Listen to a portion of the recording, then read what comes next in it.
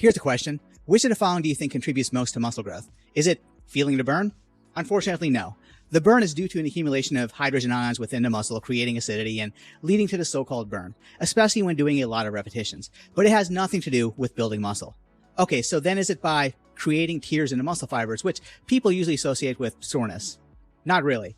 Soreness is actually caused by a combination of inflammation, accumulated metabolites, and pain receptors in your muscles.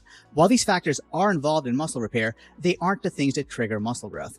Okay, so then is it training to get a so-called pump where your muscles temporarily swell up?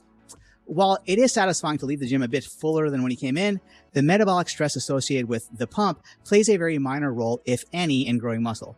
So while some bodybuilders will chase a pump by using shorter rest periods and more repetitions, it is unlikely to be contributing much to their gains. Okay, so then what the heck is it? What causes muscle growth? It's actually something called mechanical tension, in which a muscle fiber is fighting against a force that is attempting to stretch it out or lengthen it.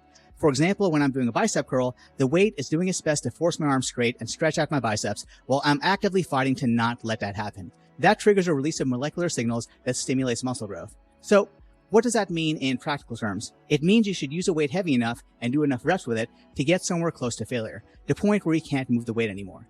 It's also important to spend ample time in a fully stretched position to maximize mechanical tension. When you train like this, you may or may not feel a burn, feel sore, or get a pump, but ultimately, it's irrelevant.